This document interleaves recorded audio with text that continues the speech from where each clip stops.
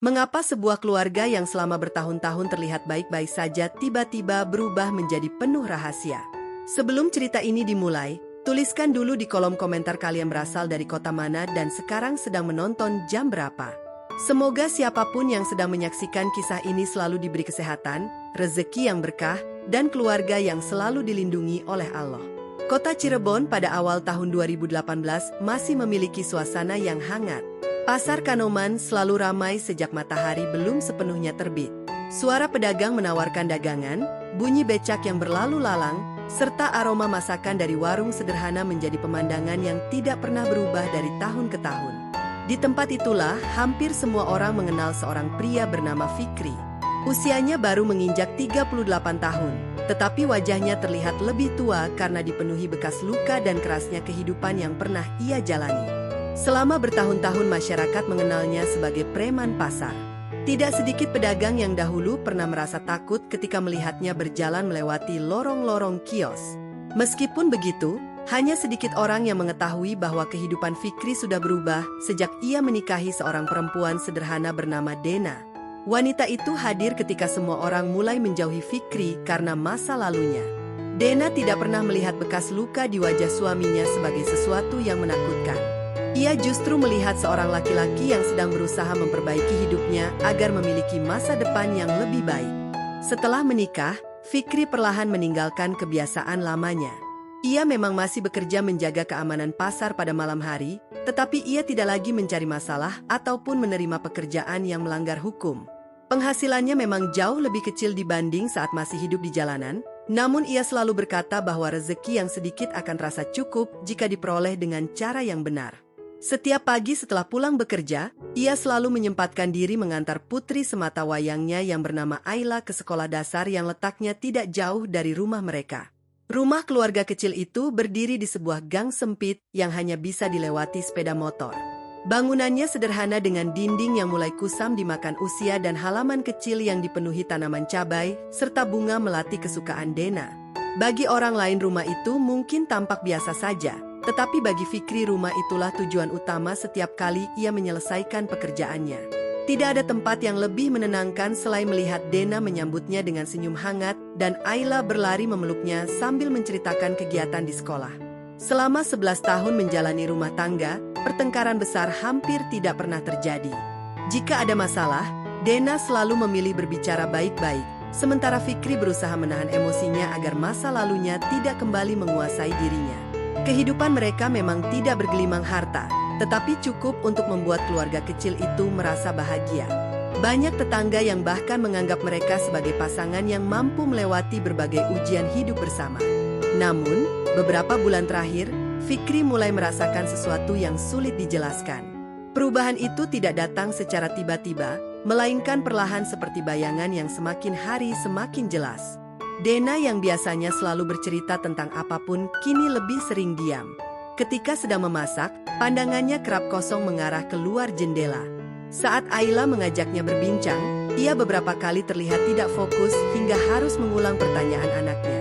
Setiap kali Fikri menanyakan apakah ada masalah, Dena hanya tersenyum tipis sambil mengatakan bahwa ia sedang sedikit lelah.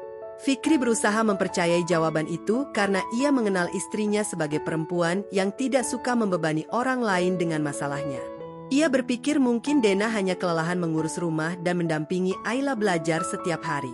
Meskipun begitu, perasaan tidak nyaman di dalam hatinya tetap sulit dihilangkan. Ada sesuatu yang berubah dari tatapan mata istrinya, seolah wanita yang selama ini selalu terbuka kini sedang menyimpan sebuah beban yang tidak ingin diketahui siapapun. Suatu sore setelah pulang sekolah, Ayla tanpa sengaja mengucapkan kalimat yang membuat Fikri terdiam cukup lama. Gadis kecil itu bercerita bahwa beberapa hari terakhir ibunya sering keluar rumah setelah mengantarnya belajar mengaji. Ayla mengira ibunya sedang membantu tetangga karena setiap ditanya, Dena selalu mengatakan akan pergi sebentar. Mendengar cerita itu, Fikri tidak langsung berpikir buruk. Ia hanya merasa heran karena selama ini Dena selalu berpamitan jika hendak pergi kemanapun. Malam itu, ketika keluarga kecil tersebut sedang menikmati makan malam bersama, telepon genggam Dena bergetar pelan di atas meja. Dena segera mengambilnya sebelum layar benar-benar menyala, lalu memasukkan telepon itu ke dalam saku bajunya tanpa membaca pesan tersebut di depan suaminya. Gerakan kecil itu mungkin tampak biasa bagi orang lain, tetapi bagi Fikri yang sangat mengenal kebiasaan istrinya, perubahan sekecil apapun terasa begitu mencolok. Sejak saat itulah sebuah rasa penasaran mulai tumbuh di dalam hatinya, meskipun ia masih berusaha menepi segala prasangka yang belum tentu benar. Langkah yang mulai diawasi.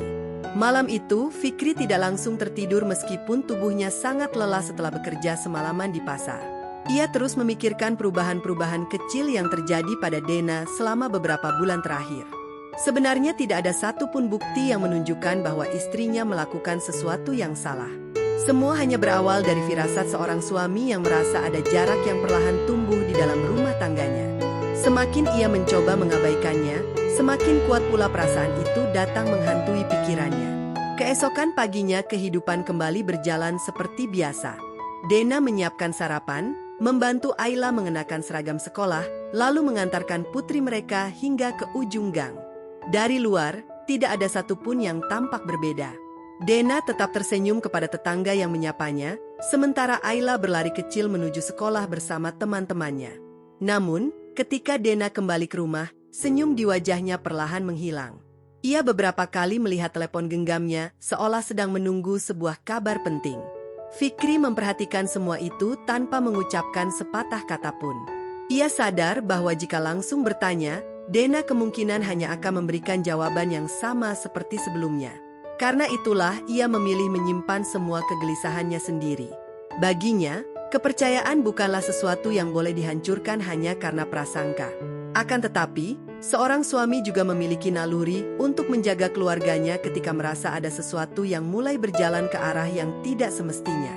Menjelang siang, Fikri berpamitan berangkat lebih awal ke pasar dengan alasan ada pekerjaan tambahan. Dena hanya mengangguk tanpa menunjukkan reaksi apapun. Padahal kenyataannya, Fikri tidak pergi ke pasar. Ia memarkir sepeda motornya di sebuah warung kopi yang berada tidak jauh dari rumah, lalu menunggu dari kejauhan agar tidak terlihat oleh siapapun. Ini adalah pertama kalinya selama 11 tahun pernikahan mereka, ia memutuskan mengawasi istrinya secara diam-diam. Keputusan itu terasa berat, tetapi hatinya mengatakan bahwa ia harus mencari tahu apa yang sebenarnya sedang terjadi. Hampir 1 jam berlalu tanpa ada kejadian yang mencurigakan. Dena masih sibuk menyapu halaman, menyiram tanaman, lalu mencuci pakaian seperti biasanya. Fikri mulai merasa dirinya telah berpikir terlalu jauh. Ia bahkan hampir menyalakan mesin motornya untuk benar-benar pergi bekerja. Namun, tepat ketika jarum jam menunjukkan pukul 11 siang, Dena masuk ke dalam rumah dengan tergesa-gesa. Beberapa menit kemudian, ia keluar lagi dengan mengenakan kerudung berwarna coklat muda dan membawa tas kecil yang jarang sekali ia gunakan. Fikri segera menundukkan kepalanya agar tidak terlihat. Dari balik kaca warung, ia melihat Dena berjalan kaki menuju jalan raya tanpa menoleh sedikit pun ke belakang. Sesampainya di halte angkot, Dena tidak terlihat gugup ataupun terburu-buru. Ia berdiri dengan tenang seperti seseorang yang memang sudah terbiasa melakukan perjalanan itu. Beberapa menit kemudian sebuah angkot berwarna biru berhenti di depannya. Lalu Dena segera naik dan duduk di bagian paling belakang. Tanpa membuang waktu, Fikri menyalakan motornya dan mengikuti angkot tersebut dari jarak yang cukup jauh. Ia berhati-hati agar keberadaannya tidak diketahui. Sepanjang perjalanan, pikirannya dipenuhi berbagai kemungkinan. Ia berharap semua ini hanya kesalahpahaman dan Dena benar-benar pergi menemui kerabat atau menyelesaikan urusan lain yang belum pernah diceritakan kepadanya. Meski begitu, ada bagian kecil di dalam hatinya yang mulai takut menghadapi kenyataan jika dugaannya ternyata benar. Sekitar 30 menit kemudian angkot berhenti di kawasan yang cukup ramai di pusat kota. Di sana terdapat deretan pertokoan lama, sebuah rumah sakit, dan beberapa kafe kecil yang sering menjadi tempat berkumpul anak muda. Fikri melihat Dena turun lalu berjalan menuju sebuah taman kota. Ia tidak langsung mendekat, melainkan memilih berdiri di seberang jalan sambil berpura-pura membeli minuman agar tidak menarik perhatian. Beberapa menit kemudian, seorang pria berusia sekitar 50 tahun datang menghampiri Dena. Pria itu mengenakan kemeja lengan panjang berwarna abu-abu dan membawa sebuah map coklat yang tampak sudah usang. Keduanya saling berjabat tangan, lalu duduk di bangku taman sambil berbicara dengan wajah yang terlihat serius. Dari tempatnya berdiri, Fikri tidak dapat mendengar apa yang mereka bicarakan. Ia hanya melihat Dena beberapa kali mengusap sudut matanya seperti sedang menahan tangis, Sementara pria itu terus berbicara dengan nada yang tampak tenang. Pemandangan itu membuat dada Fikri semakin sesak. Ia sama sekali tidak mengenali pria tersebut. Selama 11 tahun menikah, Dena tidak pernah bercerita memiliki kerabat atau teman dekat yang sesuai dengan ciri-ciri itu. Semakin lama ia memperhatikan, semakin banyak pertanyaan yang memenuhi kepalanya. Namun, sebelum ia sempat mengambil keputusan untuk mendekat, pria itu berdiri, menyerahkan map coklat yang dibawanya kepada Dena, lalu berjalan pergi tanpa sekalipun menoleh ke belakang. Dena memeluk map itu erat-erat di dadanya sebelum akhirnya menarik napas panjang, seolah baru saja menerima sesuatu yang akan mengubah hidupnya. Rahasia yang belum berani diungkap. Sepanjang perjalanan pulang, Fikri memilih menjaga jarak agar Dena tidak menyadari dirinya sedang diikuti. Ia melihat istrinya kembali menaiki angkot yang berbeda dari sebelumnya, lalu turun tidak jauh dari rumah mereka. Dena sempat berhenti di sebuah warung kecil untuk membeli tahu, tempe, dan beberapa kebutuhan dapur sebelum berjalan pulang seperti tidak terjadi apa-apa. Siapapun yang melihatnya pasti akan menganggap Dena hanyalah seorang ibu rumah tangga yang baru selesai berbelanja. Tidak ada gerak-gerik yang menunjukkan bahwa beberapa saat sebelumnya ia baru saja bertemu dengan seorang pria asing dan menerima sebuah map yang terus dipeluknya sepanjang perjalanan. Fikri tiba di rumah beberapa menit lebih lambat agar keberadaannya tidak menimbulkan kecurigaan. Saat membuka pintu, aroma sayur asem yang sedang dimasak langsung memenuhi ruangan. Dena menyambutnya dengan senyum yang sama seperti biasanya, kemudian mempersilahkannya mencuci tangan sebelum makan siang. Semua terlihat begitu normal hingga Fikri mulai bertanya-tanya apakah dirinya memang terlalu berlebihan dalam menilai keadaan. Di meja makan, Ayla bercerita dengan penuh semangat tentang kegiatan di sekolah. Ia menunjukkan gambar yang dibuatnya saat pelajaran seni dan meminta pendapat kedua orang tuanya. Dena memuji hasil gambar putrinya sambil mengusap rambut Ayla dengan penuh kasih sayang. Melihat pemandangan itu, hati Fikri kembali bimbang.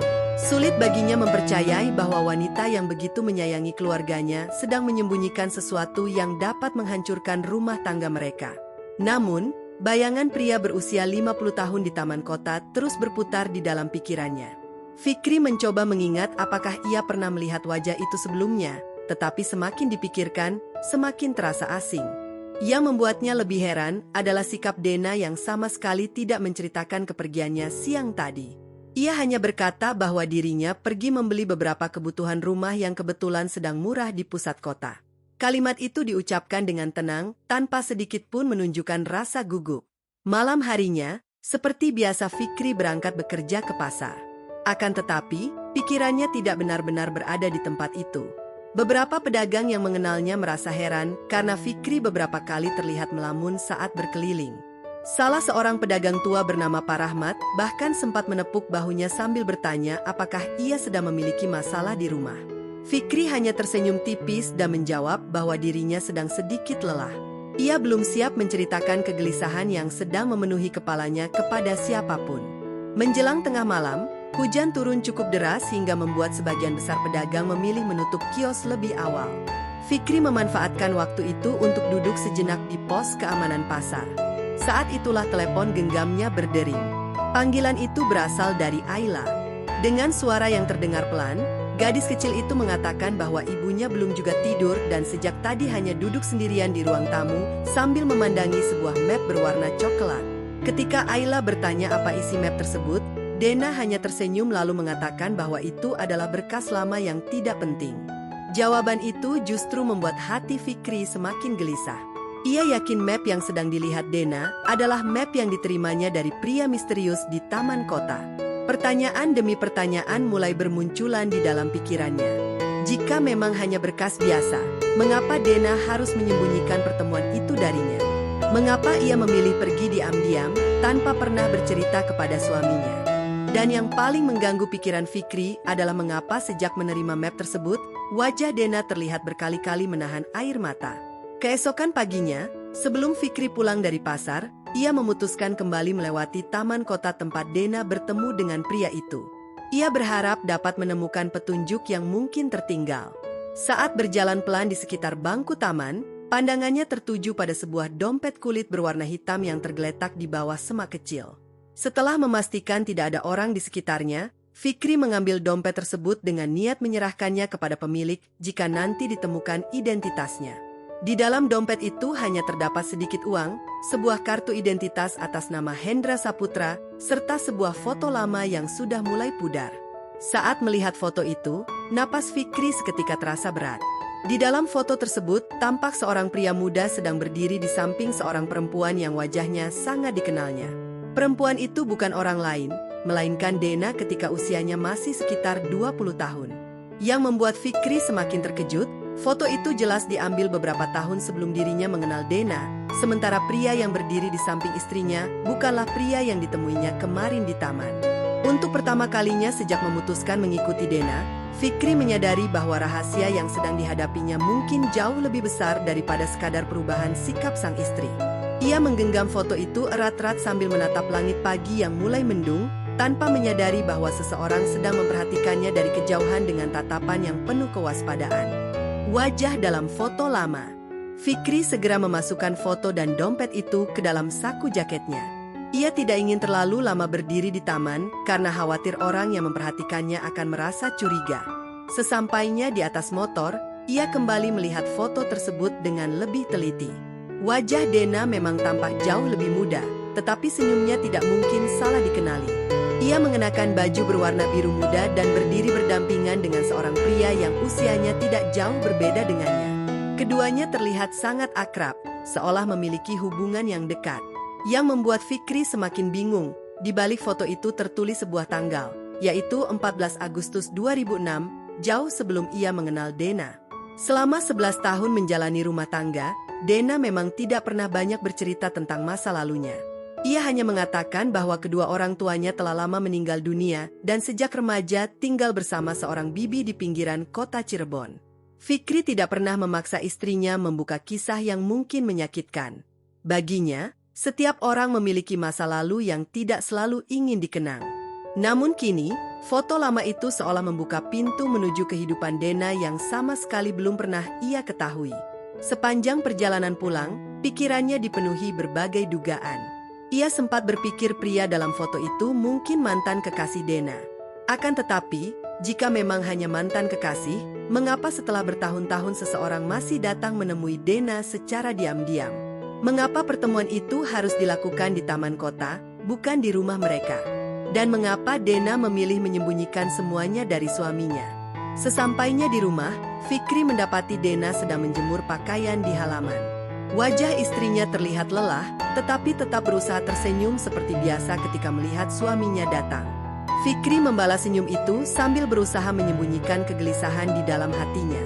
Ia sadar, jika emosinya menguasai diri sekarang, semua yang selama ini ingin ia cari justru akan tertutup rapat.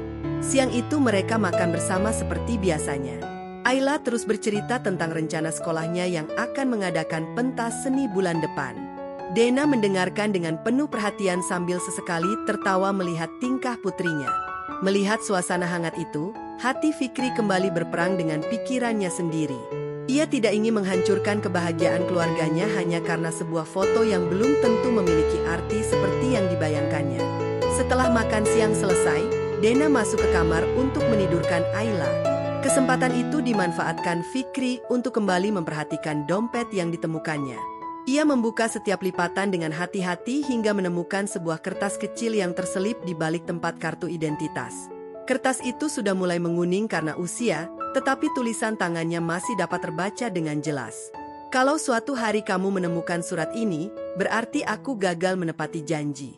Jagalah Dena apapun yang terjadi. Jangan biarkan dia mengetahui kebenaran sebelum waktunya. Tidak ada nama pengirim maupun penerima di bawah tulisan tersebut. Kalimat itu justru membuat kepala Fikri semakin dipenuhi pertanyaan. Siapa yang menulis pesan itu? Siapa pula orang yang diminta menjaga Dena selama ini?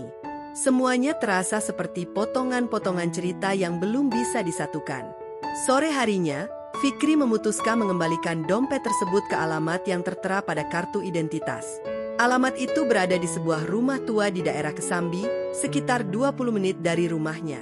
Ketika ia tiba di sana, halaman rumah tampak sepi.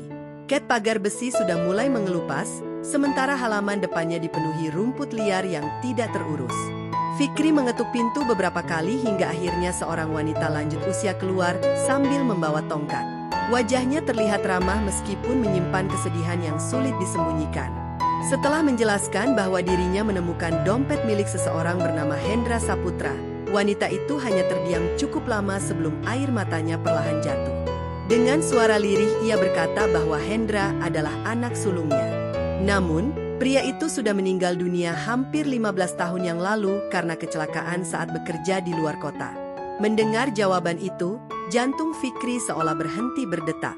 Ia kembali memastikan nama yang tertera pada kartu identitas, lalu menunjukkan dompet tersebut kepada wanita itu. Perempuan lanjut usia itu mengangguk pelan dan mengatakan bahwa tidak mungkin dirinya salah mengenali barang milik anaknya sendiri. Fikri pulang dengan langkah yang terasa jauh lebih berat dibanding sebelumnya. Jika Hendra benar-benar telah meninggal 15 tahun lalu bagaimana mungkin dompet itu masih tampak baru dan berada di taman tempat Dena bertemu dengan pria misterius sehari sebelumnya? Pertanyaan itu terus berputar di dalam kepalanya hingga tanpa sadar ia melihat sebuah sepeda motor berhenti tidak jauh dari rumahnya. Pengendaranya mengenakan helm hitam sehingga wajahnya tidak terlihat. Pria itu hanya memandang ke arah rumah Fikri selama beberapa detik, lalu pergi begitu saja ketika menyadari dirinya sedang diperhatikan. Bayangan yang terus mengawasi. Sejak melihat pengendara motor berhelm hitam berhenti di depan rumahnya, perasaan Fikri semakin tidak tenang. Selama bertahun-tahun tinggal di lingkungan itu, ia hafal hampir semua wajah tetangganya. Orang yang baru saja memperhatikan rumahnya jelas bukan warga sekitar. Yang lebih aneh, pria itu tidak bertanya kepada siapapun dan tidak berusaha mencari alamat tertentu. Ia hanya menatap rumah Fikri beberapa saat, lalu pergi begitu menyadari dirinya sedang diperhatikan. Fikri tidak langsung menceritakan kejadian itu kepada Dena. Ia memilih memendam semuanya sambil terus menghubungkan setiap peristiwa yang terjadi dalam beberapa hari terakhir. Pertemuan rahasia di taman kota, dompet milik Hendra yang seharusnya sudah meninggal bertahun-tahun lalu, pesan misterius yang ditemukan di dalam dompet, hingga kemunculan pria berhelm hitam, semuanya seperti potongan teka-teki yang belum memiliki jawaban. Semakin ia mencoba menyusunnya, semakin rumit semuanya terlihat. Malam itu Dena tampak lebih banyak diam. Setelah Ayla tertidur, ia duduk sendirian di teras rumah sambil memandangi langit yang mulai mendung. Sesekali ia menarik napas panjang seolah sedang memikul beban yang terlalu berat untuk diceritakan kepada siapapun. Dari balik jendela, Fikri memperhatikan istrinya tanpa berani mendekat. Ia ingin bertanya apa yang sebenarnya sedang terjadi, tetapi ia takut semua yang selama ini dibangun bersama akan hancur jika pertanyaan itu keluar pada waktu yang salah. Keesokan paginya, Dena kembali mengantar Ayla ke sekolah. Kali ini, Fikri sudah bersiap mengikuti setiap langkahnya. Setelah memastikan Ayla masuk ke halaman sekolah, Dena tidak langsung pulang. Ia justru berjalan menuju jalan utama dan menaiki sebuah angkot yang menuju pusat kota. Fikri kembali mengikuti dari kejauhan sambil menjaga jarak agar tidak terlihat. Namun perjalanan kali ini berbeda dari sebelumnya. Dena tidak turun di taman kota, melainkan berhenti di depan sebuah rumah sakit tua yang sudah berdiri sejak puluhan tahun lalu. Bangunan itu tampak sederhana dengan cat dinding yang mulai memudar. Tidak banyak orang yang keluar masuk karena sebagian besar warga kini lebih memilih rumah sakit yang lebih modern. Dari seberang jalan, Fikri melihat Dena berjalan menuju ruang administrasi sambil membawa map coklat yang diterimanya beberapa hari lalu. Sekitar 20 menit kemudian, seorang perempuan paruh baya berseragam perawat menghampiri Dena. Mereka berbicara cukup lama dengan ekspresi yang sangat serius.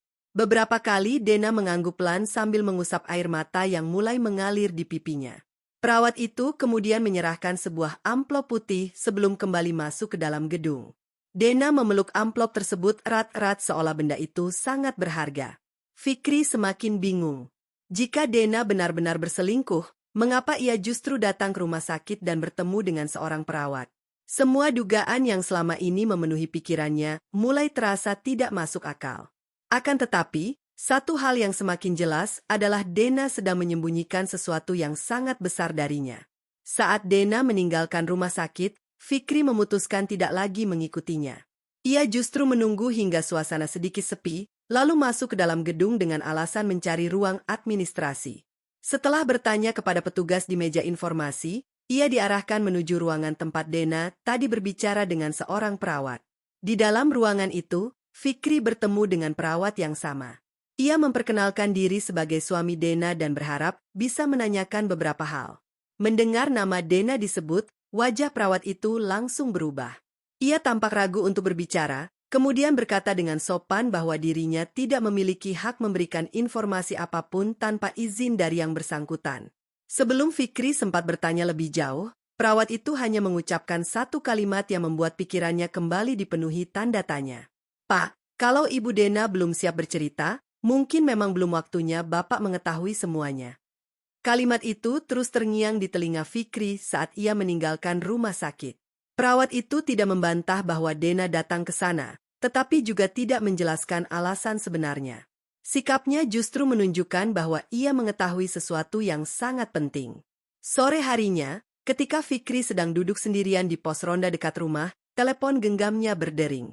Nomor yang muncul sama sekali tidak dikenal.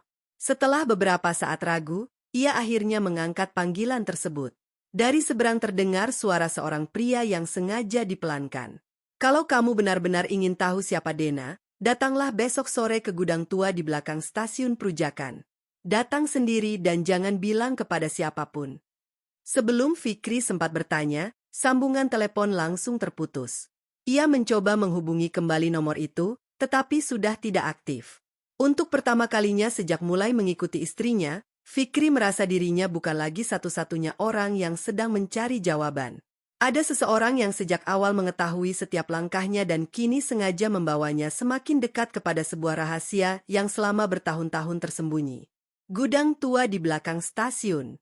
Sejak menerima telepon misterius pada sore sebelumnya, pikiran Fikri tidak pernah benar-benar tenang. Ia mencoba mengingat kembali suara pria yang menghubunginya, tetapi nada bicaranya sengaja dibuat pelan sehingga sulit dikenali. Satu-satunya hal yang membuat Fikri yakin adalah orang itu mengetahui sesuatu tentang Dena, bahkan mungkin mengetahui bahwa selama beberapa hari terakhir dirinya diam-diam mengikuti sang istri. Kesadaran itu membuat bulu kuduknya meremang. Berarti ada orang lain yang sejak awal juga memperhatikan setiap langkahnya. Keesokan harinya, Fikri menjalani rutinitas seperti biasa agar Dena tidak menaruh curiga. Ia mengantar Ayla berangkat sekolah, membantu memperbaiki keran dapur yang bocor, lalu berpamitan pergi bekerja lebih awal.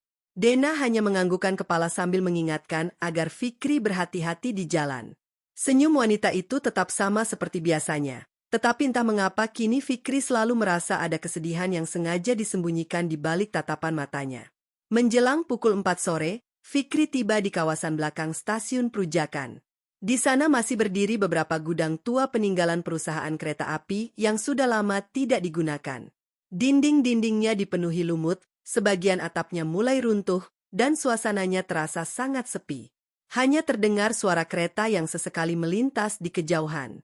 Fikri memarkir motornya di balik pohon besar, lalu berjalan perlahan memasuki salah satu gudang yang pintunya terbuka setengah. Belum sempat ia melangkah lebih jauh, terdengar suara seorang pria dari sudut ruangan yang gelap. Akhirnya kamu datang juga. Fikri segera menoleh. Dari balik tumpukan peti kayu tua, muncul seorang pria berusia sekitar 60 tahun dengan rambut yang mulai memutih. Pakaiannya sederhana, tetapi wajahnya terlihat lelah seolah telah memikul beban yang sangat berat selama bertahun-tahun. Apa kamu yang meneleponku? Tanya Fikri dengan nada tegas. Pria itu mengangguk pelan. Aku sudah menunggu hari ini sangat lama. Fikri mencoba mengamati wajahnya. Ia yakin belum pernah bertemu dengan pria tersebut. Namun ada sesuatu dalam tatapan matanya yang membuat Fikri merasa orang itu tidak sedang berniat mencelakainya. Aku tidak mengenalmu, kata Fikri. Memang, tapi aku mengenal istrimu jauh sebelum dia mengenalmu. Kalimat itu membuat Fikri langsung memasang wajah waspada. Pria itu kemudian memperkenalkan dirinya sebagai Surya, mantan sahabat ayah Dena. Ia mengaku pernah bekerja bersama keluarga Dena lebih dari 20 tahun yang lalu. Mendengar nama ayah mertuanya disebut, Fikri mulai memperhatikan setiap kata yang keluar dari mulut pria itu. Selama ini Dena tidak pernah menceritakan masa lalunya kepadamu, bukan karena dia tidak percaya. Dia hanya berusaha melindungi keluarganya, ucap Surya dengan suara pelan. Fikri terdiam. Kalimat itu sama persis seperti yang diucapkan perawat di rumah sakit sehari sebelumnya. Apa sebenarnya yang sedang disembunyikan Dena? Tanya Fikri. Surya menarik napas panjang sebelum menjawab. Aku belum bisa menjelaskan semuanya. Kalau aku mengatakannya sekarang, nyawa beberapa orang bisa terancam. Jawaban itu justru membuat Fikri semakin bingung. Kalau begitu kenapa memanggilku ke sini? Pria tua itu mengeluarkan sebuah amplop coklat dari dalam tas lusuh yang dibawanya. Amplop itu tampak sudah lama disimpan karena bagian pinggirnya mulai kusam. Ini seharusnya kuberikan 15 tahun yang lalu. Tapi aku baru berani melakukannya sekarang. Fikri menerima amplop itu dengan tangan gemetar. Saat hendak membukanya, Surya langsung menahan tangannya. Jangan dibuka di sini. Pulanglah lebih dulu, lalu bacalah saat kamu benar-benar sendirian. Setelah membaca isinya, kamu akan mengerti mengapa Dena selama ini memilih diam. Belum sempat Fikri mengajukan pertanyaan lain, suara deru mesin mobil terdengar dari luar gudang. Wajah Surya mendadak berubah tegang. Ia melirik arah pintu yang terbuka, kemudian berkata dengan suara terburu-buru. Mereka datang lebih cepat dari yang kuduga. Kamu harus pergi sekarang. Fikri belum memahami maksud ucapan itu. Namun beberapa detik kemudian, sebuah mobil berwarna hitam berhenti tepat di depan gudang. 3 pria bertubuh besar turun dengan langkah cepat sambil memandang ke arah dalam bangunan. Surya mendorong bahu Fikri pelan. Keluar lewat pintu belakang. Jangan sampai mereka melihat amplop itu. Tanpa sempat berpikir panjang, Fikri berlari menuju pintu belakang gudang sambil menggenggam erat amplop coklat tersebut. Dari kejauhan ia masih sempat mendengar suara keributan di dalam gudang, disusul teriakan seseorang yang memanggil nama Surya. Jantungnya berdetak semakin kencang ketika ia berhasil keluar dan segera menyalakan motornya. Sepanjang perjalanan pulang, Fikri terus menggenggam amplop itu seolah benda tersebut adalah satu-satunya kunci untuk membuka semua rahasia yang selama ini disembunyikan Dena. Ia sama sekali tidak menyadari bahwa sebuah mobil hitam yang sama perlahan mulai mengikuti motornya dari kejauhan, menjaga jarak tanpa pernah kehilangan jejak. Isi amplop yang mengubah segalanya. Perjalanan pulang terasa jauh lebih panjang daripada biasanya. Fikri beberapa kali melihat kaca spion motornya karena merasa ada kendaraan yang terus berada di belakangnya. Mobil berwarna hitam itu memang tidak selalu berada dalam jarak dekat, tetapi setiap kali Fikri berbelok memasuki jalan lain, mobil tersebut kembali terlihat beberapa ratus meter di belakang. Naluri yang selama bertahun-tahun menemaninya hidup di jalanan mengatakan bahwa semua itu bukanlah kebetulan. Seseorang sedang mengawasinya. Agar tidak langsung pulang ke rumah, Fikri sengaja memutar arah menuju kawasan pelabuhan yang masih cukup ramai menjelang malam. Ia berhenti di sebuah warung kopi kecil yang dipenuhi para sopir truk. Dari balik jendela warung, ia memperhatikan jalan raya selama beberapa menit. Tidak lama kemudian mobil hitam itu benar-benar melintas perlahan sebelum akhirnya menghilang di tikungan. Fikri menarik napas lega. Setidaknya untuk sementara ia berhasil memastikan bahwa rumahnya tidak sedang diikuti. Saat suasana mulai tenang, Fikri memesan segelas kopi hitam lalu mengambil amplop coklat yang diberikan Surya. Tangannya terasa berat ketika membuka perekat amplop tersebut. Di dalamnya hanya terdapat 3 lembar dokumen yang sudah menguning dimakan usia, selembar foto lama, dan sebuah surat yang ditulis dengan tulisan tangan yang sangat rapi. Fikri membuka surat itu lebih dahulu. Untuk siapapun yang membaca surat ini, jika surat ini akhirnya sampai ke tanganmu, berarti aku sudah tidak mampu lagi menjaga rahasia ini seorang diri. Dena tidak pernah bersalah. Semua penderitaan yang ia alami berasal dari keputusan kami di masa lalu. Jika suatu hari keluarganya berada dalam bahaya, jangan pernah menyalahkannya sebelum mengetahui seluruh kebenaran. Di bagian bawah surat itu terdapat tanda tangan seorang pria bernama Bram Santoso. Nama itu sama sekali tidak pernah didengar Fikri sebelumnya. Dengan rasa penasaran yang semakin besar, Fikri membuka lembar dokumen berikutnya. Ternyata itu adalah salinan akta kelahiran seorang bayi perempuan yang lahir pada tahun 1996. Nama bayi tersebut sengaja ditutup menggunakan tinta hitam sehingga tidak dapat dibaca. Namun pada bagian nama ibu kandung hanya tertulis satu nama yang membuat Fikri membeku. Dena Marlina. Jantung Fikri berdetak semakin cepat. Ia menghitung usia Dena saat itu. 22 tahun yang lalu, istrinya baru berusia sekitar 18 tahun. Hal yang membuatnya semakin bingung adalah selama 11 tahun menikah, Dena tidak pernah sekalipun bercerita pernah memiliki seorang anak sebelum bertemu dengannya. Tidak mungkin. Gumam Fikri pelan. Ia segera membuka dokumen terakhir. Kali ini yang terlihat adalah surat penyerahan hak asuh seorang anak kepada sebuah yayasan sosial di Bandung. Nama anak tersebut kembali ditutup menggunakan tinta hitam, sementara beberapa bagian isi surat tampak sengaja dihapus. Seolah ada seseorang yang tidak ingin identitas anak itu diketahui siapapun. Fikri menutup matanya sejenak. Kepalanya terasa penuh. Ia belum memahami hubungan semua dokumen itu dengan kehidupan rumah tangganya sekarang. Namun satu hal mulai terlihat jelas. Rahasia yang selama ini disembunyikan Dena ternyata sudah dimulai jauh sebelum mereka saling mengenal. Saat hendak memasukkan kembali semua dokumen ke dalam amplop, selembar foto lama terjatuh ke lantai warung. Seorang pemilik warung yang melihatnya segera mengambil foto itu lalu menyerahkannya kepada Fikri. "Maaf, Mas. Fotonya jatuh." Ketika mata pria tua itu melihat isi foto tersebut, wajahnya langsung berubah. "Sebentar, saya seperti pernah melihat orang ini." Fikri spontan mengangkat kepalanya. "Bapak kenal mereka?" Pria tua itu mengamati foto tersebut beberapa saat sebelum mengangguk pelan.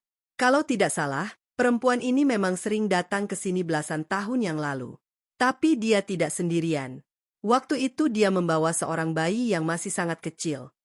Ucapan itu membuat tubuh Fikri seolah kehilangan tenaga. "Bapak yakin?" "Saya sudah lama jualan di sini." Wajah orang mungkin berubah, tapi mata perempuan itu masih sama. "Saya tidak mungkin salah." Fikri ingin bertanya lebih banyak, tetapi pria tua itu menggeleng. "Saya cuma ingat suatu hari dia datang sambil menangis. Setelah itu saya tidak pernah melihatnya lagi." Malah mulai turun ketika Fikri meninggalkan warung tersebut. Dokumen-dokumen di dalam amplop kini terasa jauh lebih berat daripada sebelumnya. Selama 11 tahun menikah, ia selalu percaya bahwa tidak ada rahasia besar di antara dirinya dan Dena. Namun kenyataannya, sedikit demi sedikit masa lalu istrinya mulai terbuka dengan cara yang sama sekali tidak pernah ia bayangkan. Sesampainya di depan rumah, Fikri melihat lampu ruang tamu masih menyala. Dari balik jendela, Dena tampak duduk sendirian sambil memegang sebuah bingkai foto keluarga mereka. Wanita itu terlihat menangis tanpa suara. Air matanya terus mengalir ketika jemarinya perlahan mengusap wajah Ayla yang ada di dalam foto. Pemandangan itu membuat langkah Fikri terhenti di depan pintu. Untuk pertama kalinya, ia tidak lagi merasa sedang mengejar rahasia perselingkuhan. Ia justru mulai menyadari bahwa Dena sedang berusaha melindungi sesuatu yang jauh lebih besar daripada dirinya sendiri, sementara waktu yang dimilikinya untuk menemukan kebenaran perlahan semakin habis. Pria yang mengaku mengenal Dena. Fikri tidak langsung masuk ke dalam rumah. Ia berdiri beberapa saat di balik pagar sambil memperhatikan Dena yang masih duduk sendirian di ruang tamu. Wanita itu sama sekali tidak menyadari bahwa suaminya sudah pulang. Di pangkuannya masih tergenggam bingkai foto keluarga yang beberapa kali diusap dengan tangan gemetar. Air mata terus mengalir di pipinya, tetapi tidak terdengar sedikit pun suara tangisan. Pemandangan itu membuat hati Fikri terasa semakin berat. Ia mulai menyadari bahwa selama ini Dena tidak sedang menjalani kehidupan yang mudah. Ada beban besar yang dipikulnya seorang diri, tanpa pernah berani diceritakan kepada siapapun. Fikri akhirnya membuka pintu rumah dengan tenang seolah tidak terjadi apa-apa. Mendengar suara pintu, Dena buru-buru menghapus air matanya lalu berdiri sambil memaksakan senyum. "Mas, kok pulangnya malam sekali? Sudah makan belum?" tanyanya pelan. Fikri mengangguk sambil meletakkan tasnya di kursi. "Sudah, tadi makan di pasar." Dena tidak bertanya lagi. Ia justru terlihat lega karena pembicaraan malam itu tidak mengarah ke hal-hal yang selama ini berusaha disembunyikannya. Setelah memastikan Ayla sudah tidur, Dena masuk ke kamar lebih dulu. Sementara itu, Fikri memilih duduk di teras rumah. Angin malam yang berembus pelan tidak mampu menenangkan pikirannya. Dokumen di dalam amplop masih tersimpan rapi di balik jaketnya, dan setiap kali mengingat isi surat itu, dadanya kembali terasa sesak. Pagi berikutnya, Fikri memutuskan tidak mengikuti Dena. Ia ingin melihat apakah ada sesuatu yang berubah jika dirinya bersikap seperti biasa. Setelah mengantar Ayla ke sekolah, ia benar-benar pergi ke pasar untuk bekerja membantu seorang pedagang mengangkat barang. Namun sekitar pukul 11 siang, telepon genggamnya berdering. Nomor yang muncul tidak dikenal, sama seperti panggilan misterius beberapa hari sebelumnya. Fikri segera mengangkat telepon itu. Apakah kamu sudah membaca isi amplopnya? Tanya suara laki-laki dari seberang. Kamu siapa sebenarnya? Balas Fikri dengan nada tegas. Aku tidak punya banyak waktu.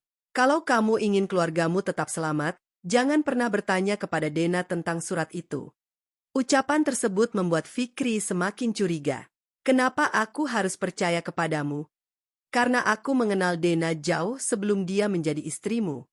Belum sempat Fikri berkata apa-apa, suara itu kembali terdengar. Kalau ingin mengetahui siapa aku, datanglah ke pemakaman umum Kesenden setelah salat asar. Datang sendiri.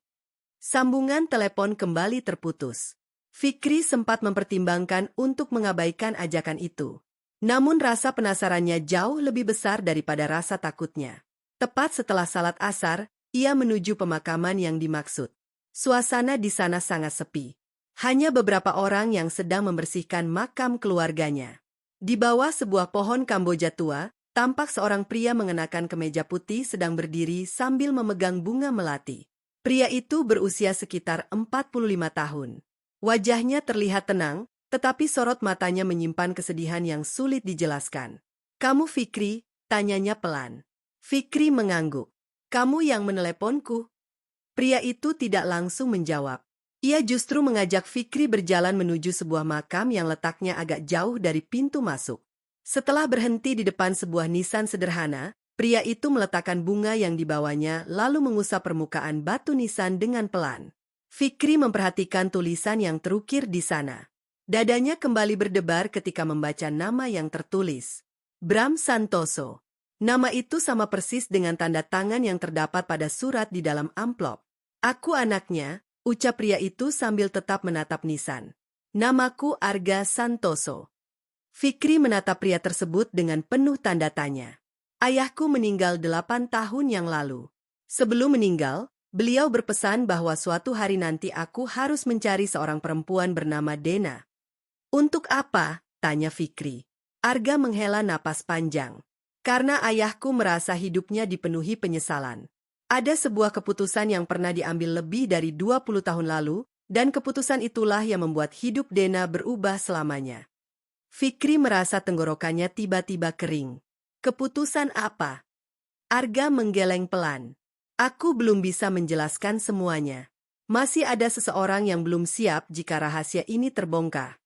Fikri mulai kehilangan kesabaran. Semua orang selalu bilang belum waktunya.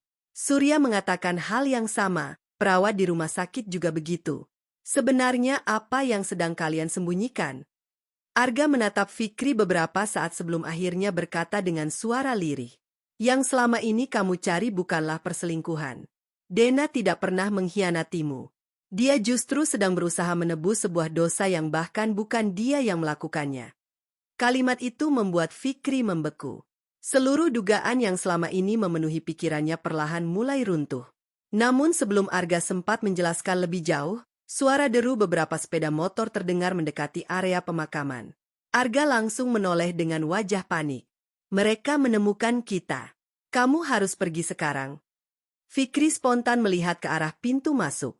3 pria bertubuh besar yang pernah dilihatnya di gudang tua kembali muncul. Kali ini mereka berjalan cepat sambil memandang lurus ke arah Arga dan Fikri, seolah sudah mengetahui bahwa rahasia yang selama bertahun-tahun mereka sembunyikan mulai terbuka sedikit demi sedikit. Pengakuan yang terlambat. Fikri dan Arga saling berpandangan ketika 3 pria bertubuh besar itu semakin mendekat. Wajah mereka sama sekali tidak menunjukkan niat baik. Langkah mereka tenang, tetapi sorot mata yang tajam membuat suasana di sekitar pemakaman berubah mencekam. Beberapa peziarah yang berada tidak jauh dari lokasi memilih meninggalkan area tersebut karena merasa ada sesuatu yang tidak beres. Arga menarik lengan Fikri pelan sambil berbisik agar tidak melawan. Menurutnya, keributan di tempat umum hanya akan membuat keadaan semakin rumit. Fikri berusaha menahan emosinya meskipun nalurinya sebagai mantan preman mengatakan bahwa orang-orang itu datang dengan tujuan yang tidak sederhana. Salah seorang pria akhirnya berhenti beberapa langkah di depan mereka. Tubuhnya tinggi, berkepala plontos, dan memiliki bekas luka memanjang di pipi kirinya. Dengan suara datar, ia meminta Arga menyerahkan semua dokumen yang berkaitan dengan Dena. Mendengar permintaan itu, Fikri semakin yakin bahwa seluruh kejadian yang dialaminya selama beberapa hari terakhir memang saling berhubungan. Aku tidak membawa apapun, jawab Arga dengan tenang. Pria itu tersenyum tipis, seolah sudah menduga jawaban tersebut. Kami tidak datang untuk berdebat. Kami hanya ingin memastikan rahasia itu tetap terkubur. Kalimat itu membuat Fikri tidak mampu lagi menahan diri. Rahasia apa sebenarnya? Kenapa kalian terus mengejar Dena? Belum sempat pria itu menjawab, suara sirene mobil patroli terdengar dari arah jalan raya. Ketiga pria tersebut langsung saling berpandangan, kemudian memilih meninggalkan pemakaman tanpa banyak bicara. Mereka masuk ke dalam sebuah mobil berwarna hitam yang sejak beberapa hari terakhir terus mengikuti Fikri, lalu menghilang sebelum kendaraan polisi benar-benar memasuki area pemakaman. Fikri menghela napas panjang. Ia sadar kesempatan itu mungkin tidak akan datang dua kali. Apa sebenarnya yang mereka takutkan? Tanyanya kepada Arga. Arga memandang makam ayahnya beberapa saat sebelum akhirnya duduk di bangku semen yang berada di dekat nisan. Wajahnya terlihat sangat lelah, seolah selama bertahun-tahun ia juga hidup dalam bayang-bayang rahasia yang sama. 22 tahun yang lalu, ucap Arga perlahan, ayahku bekerja sebagai pengurus sebuah yayasan sosial. Saat itu terjadi sebuah peristiwa yang mengubah hidup banyak orang, termasuk keluarga Dena. Fikri mendengarkan dengan saksama. Waktu itu Dena masih sangat muda. Dia kehilangan kedua orang tuanya dalam waktu yang hampir bersamaan. Sejak saat itu hidupnya berubah total.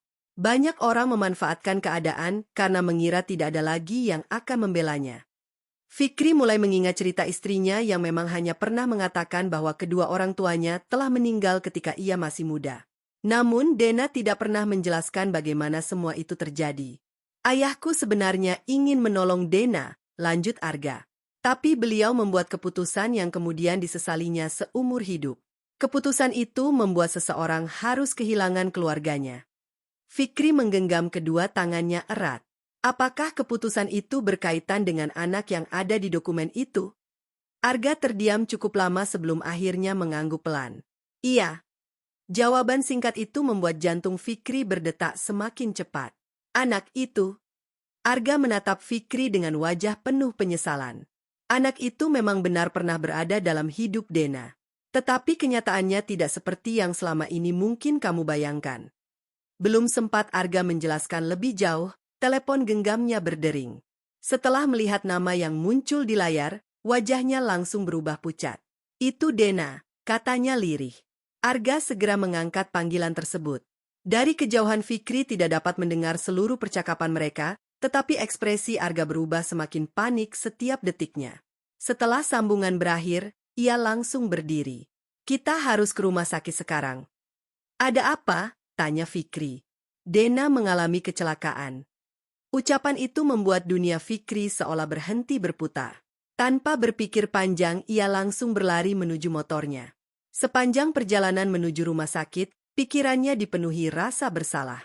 Selama 40 hari terakhir, ia hanya sibuk mengikuti setiap langkah istrinya karena dipenuhi rasa curiga, sementara Dena ternyata sedang berjuang menghadapi sesuatu yang sama sekali belum ia pahami. Sesampainya di rumah sakit, Fikri melihat Ayla sedang menangis di pelukan seorang perawat. Gadis kecil itu langsung berlari memeluk ayahnya begitu melihat Fikri datang. Ibu dipukul mobil waktu nyebrang. Yah, ucap Ayla di sela-sela tangisnya. Tubuh Fikri langsung melemas. Ia menoleh ke arah ruang operasi yang lampunya masih menyala. Di depan pintu ruangan itu berdiri Surya dengan wajah penuh kecemasan. Begitu melihat Fikri, pria tua itu mendekat sambil menyerahkan sebuah kunci kecil berwarna kuningan. Dena berpesan, kalau sesuatu terjadi padanya, berikan kunci ini kepadamu. Fikri menerima kunci tersebut dengan tangan gemetar. Ini kunci apa? Surya menatap Fikri dengan mata yang mulai berkaca-kaca. Ini kunci sebuah kotak penyimpanan di rumah peninggalan orang tua Dena. Semua jawaban yang selama ini kamu cari ada di dalamnya. Setelah kamu membukanya, hidupmu tidak akan pernah sama lagi.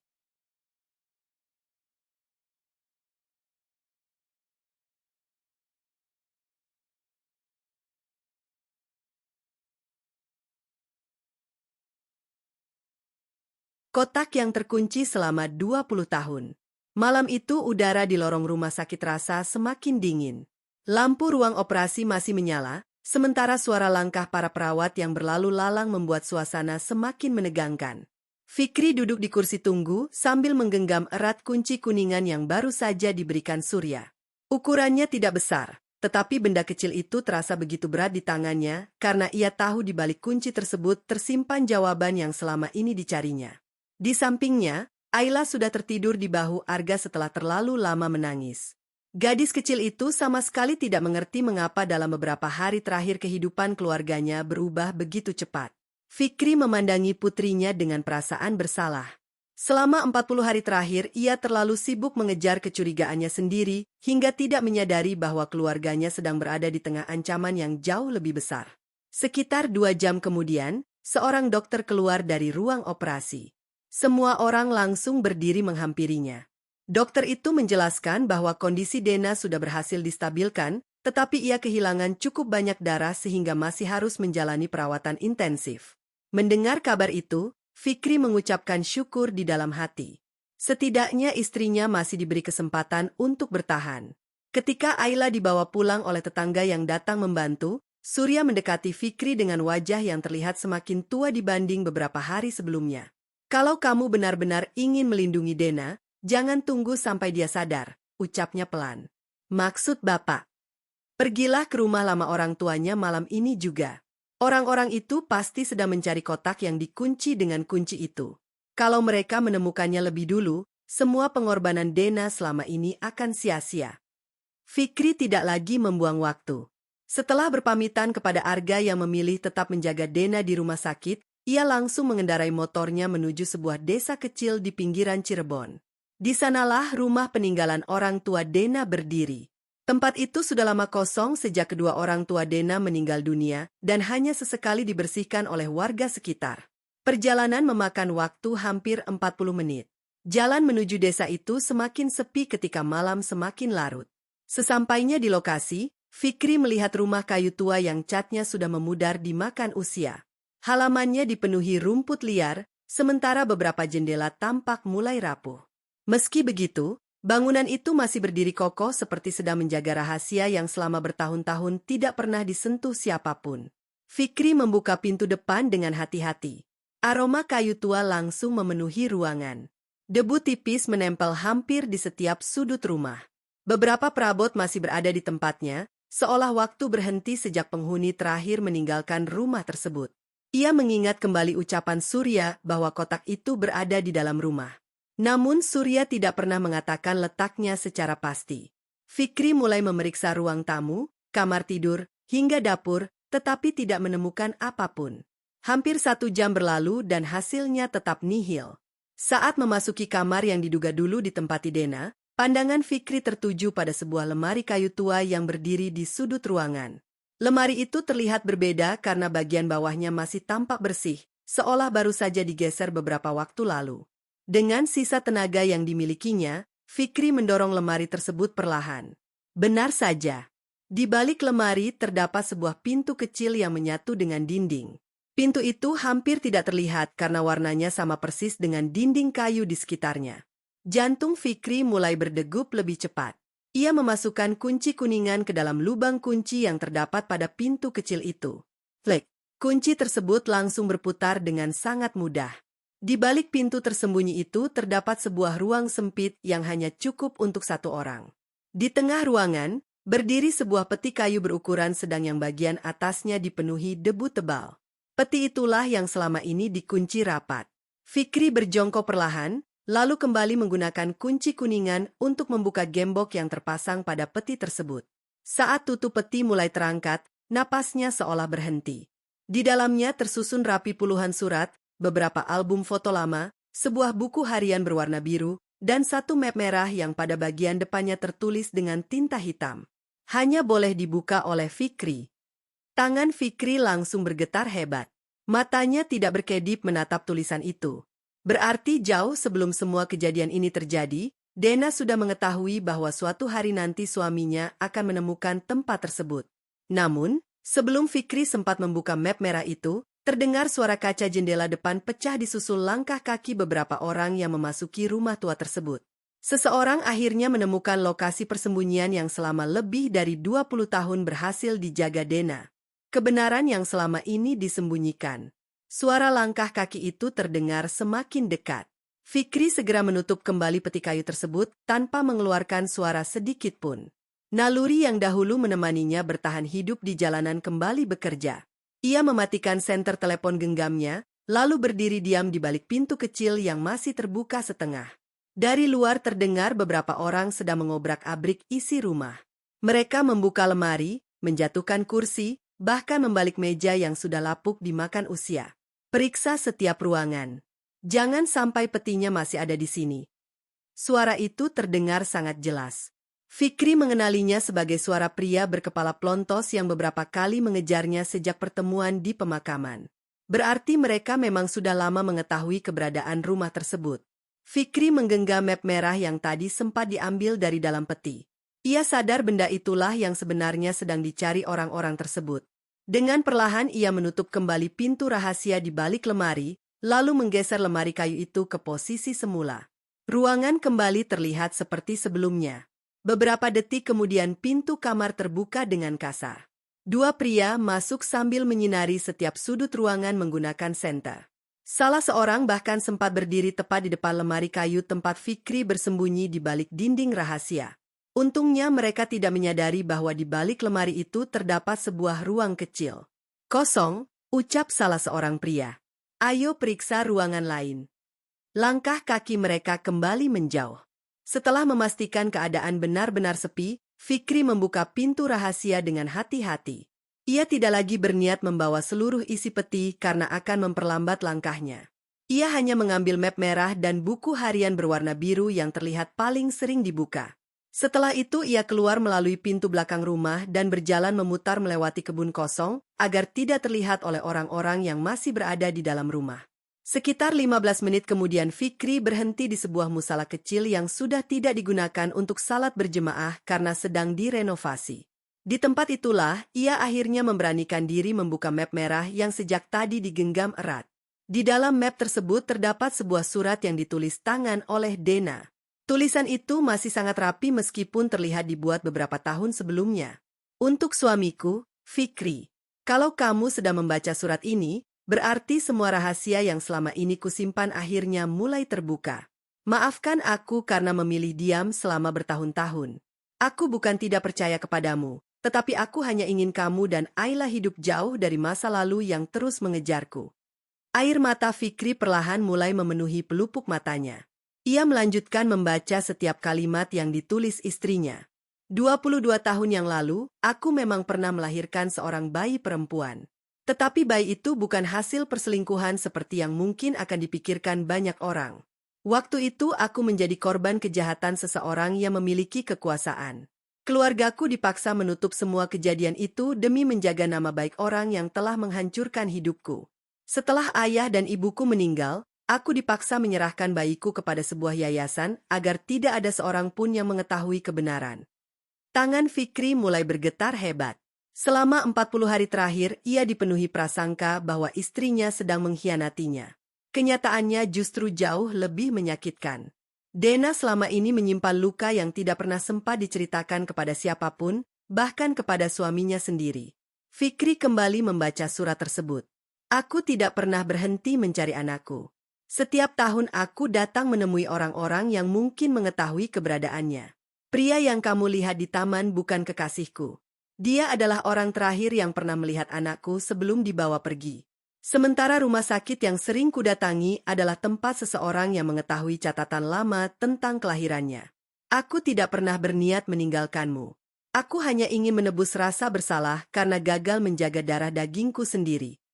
Air mata Fikri akhirnya jatuh tanpa mampu ia tahan lagi. Selama ini ia mengira dirinya sedang membongkar sebuah perselingkuhan. Padahal wanita yang paling dicintainya justru sedang berjuang mencari anak yang terpisah darinya selama lebih dari 20 tahun. Di bagian paling akhir surat, terdapat satu kalimat yang membuat dada Fikri terasa semakin sesak. Fikri, jika suatu hari nanti aku tidak mampu melanjutkan pencarian ini, tolong temukan putriku. Namanya tidak pernah berubah. Sejak hari dia lahir, aku sudah memberinya nama Alia. Fikri menutup surat itu perlahan. Pandangannya kosong menatap lantai musala. Kini ia akhirnya memahami mengapa Dena sering menangis sendirian, mengapa ia diam-diam bertemu banyak orang, dan mengapa selama ini ia memilih memendam semuanya seorang diri. Namun sebelum Fikri sempat membuka buku harian berwarna biru yang ikut dibawanya, telepon genggamnya kembali berdering. Panggilan itu berasal dari Arga. Dengan napas yang terdengar terburu-buru, Arga hanya mengucapkan satu kalimat yang membuat tubuh Fikri kembali menegang. Fikri. Dena sudah sadar. Tapi dia terus memanggil nama Alia sambil mengatakan bahwa putrinya sedang dalam bahaya. Hari ke-41. Fikri langsung berlari menuju sepeda motornya. Surat yang ditulis Dena dimasukkannya kembali ke dalam map merah dengan hati-hati, sementara buku harian berwarna biru disimpan di dalam tas agar tidak jatuh di perjalanan. Sepanjang jalan menuju rumah sakit, pikirannya dipenuhi penyesalan. Selama 40 hari, ia mengikuti setiap langkah istrinya karena mengira Dena sedang menghancurkan rumah tangga mereka. Kenyataannya, wanita yang setiap hari menyiapkan makan, mengurus anak, dan selalu menyambutnya dengan senyuman itu justru sedang memikul luka yang tidak pernah benar-benar sembuh selama lebih dari 20 tahun. Ketika Fikri tiba di rumah sakit, Arga sudah menunggu di depan ruang perawatan. Wajahnya terlihat cemas. Ia langsung menghampiri Fikri tanpa banyak bicara. "Keadaan Dena bagaimana?" tanya Fikri dengan napas terengah-engah. Dokter bilang kondisinya mulai membaik. Tapi sejak sadar dia terus menyebut nama Alia. Dia bilang orang-orang itu sudah mengetahui siapa putrinya. Fikri merasakan dadanya kembali sesak. Ia tidak lagi memikirkan masa lalu Dena. Yang ada di benaknya sekarang hanyalah bagaimana cara melindungi istrinya. Dengan langkah perlahan, Fikri memasuki ruang perawatan. Dena terbaring lemah dengan beberapa selang infus yang masih menempel di tangannya. Wajahnya pucat, tetapi matanya langsung berkaca-kaca ketika melihat suaminya berdiri di samping tempat tidur. "Maafkan aku, Mas," ucap Dena lirih sambil menangis. Fikri menggenggam tangan istrinya dengan erat. "Jangan minta maaf. Yang seharusnya meminta maaf adalah aku." Dena memandang wajah suaminya dengan penuh kebingungan. "Aku sudah membaca suratmu." Air mata Dena kembali mengalir. "Aku tidak pernah ingin berbohong. Aku hanya takut kehilangan kalian." Fikri menggeleng pelan. "Kamu tidak kehilangan kami. Aku justru hampir kehilangan kepercayaanku kepadamu karena prasangkaku sendiri." Suasana di dalam ruangan berubah hening. Tidak ada lagi kemarahan, tidak ada lagi kecurigaan. Yang tersisa hanyalah dua orang yang sama-sama dipenuhi rasa penyesalan karena terlalu lama menyimpan luka sendirian. Beberapa menit kemudian, Dena meminta Fikri membuka buku harian berwarna biru yang dibawanya. Di dalam buku itu tersimpan catatan pencarian selama lebih dari 20 tahun. Setiap halaman berisi nama, alamat, tanggal, dan tempat yang pernah didatangi Dena demi menemukan putri kandungnya. Ada puluhan rumah sakit, yayasan sosial, kantor catatan sipil, hingga panti asuhan yang pernah ia datangi. Hampir setiap halaman diakhiri dengan satu kalimat yang sama. "Belum ditemukan." Fikri tidak sanggup lagi menahan air matanya. Baru saat itulah ia memahami mengapa Dena sering pergi diam-diam. Selama ini ia bukan menemui selingkuhan. Ia sedang mencari anak yang terpisah darinya sejak bayi. Di halaman terakhir buku harian, terdapat secari kertas yang baru diselipkan beberapa hari sebelumnya. Kertas itu berasal dari rumah sakit yang beberapa kali didatangi Dena. Di sana tertulis bahwa setelah dilakukan penelusuran arsip lama, ditemukan petunjuk mengenai seorang bayi perempuan yang dahulu diserahkan ke sebuah yayasan di Bandung sebelum akhirnya diadopsi oleh pasangan suami istri asal Yogyakarta. Dena menatap Fikri dengan mata yang penuh harapan. "Itulah sebabnya aku bertemu banyak orang akhir-akhir ini. Aku akhirnya menemukan jejak Alia. Aku ingin memastikan semuanya benar sebelum menceritakannya kepadamu." Fikri mengusap air mata istrinya. "Kita akan mencarinya bersama." Dena tersenyum untuk pertama kalinya sejak dirawat di rumah sakit. Beberapa hari kemudian, polisi berhasil menangkap kelompok pria yang selama ini mengejar Surya dan Arga. Dari hasil penyelidikan terungkap bahwa mereka adalah orang-orang suruhan seorang mantan pejabat daerah yang puluhan tahun lalu berusaha menutupi kejahatan yang pernah dilakukannya. Seluruh dokumen yang disimpan Dena menjadi bukti penting yang akhirnya membuka kembali kasus lama yang selama bertahun-tahun terkubur. Beberapa bulan setelah keadaan Dena pulih, Fikri dan Dena berangkat ke Yogyakarta membawa seluruh berkas yang mereka miliki. Perjalanan itu bukan lagi perjalanan yang dipenuhi prasangka, melainkan perjalanan seorang suami yang memilih berdiri di samping istrinya, apapun masa lalu yang pernah terjadi. Di sebuah rumah sederhana di pinggiran kota, mereka akhirnya bertemu dengan seorang perempuan muda yang telah berusia 22 tahun. Perempuan itu berdiri lama memandangi Dena tanpa mampu mengucapkan sepatah kata pun. Air mata mengalir dari kedua mata mereka, bahkan sebelum ada satu kalimat yang terucap. Tidak ada pelukan yang dapat mengembalikan 22 tahun yang telah hilang. Tidak ada kata maaf yang mampu menghapus luka yang mereka rasakan. Namun pada hari itu, sebuah keluarga yang pernah dipisahkan oleh kebohongan akhirnya dipertemukan kembali oleh keberanian untuk mengatakan kebenaran. Dalam perjalanan pulang, Fikri teringat semua yang telah dilaluinya selama 40 hari.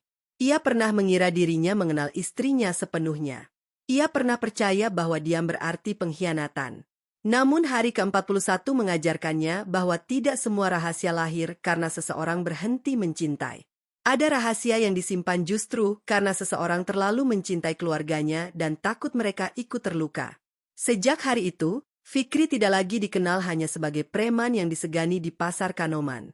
Bagi Dena, Ayla, dan Alia, ia adalah seorang suami dan ayah yang akhirnya memahami bahwa sebuah keluarga tidak akan bertahan karena tidak memiliki rahasia, melainkan karena setiap anggotanya memilih saling memaafkan ketika kebenaran akhirnya terungkap.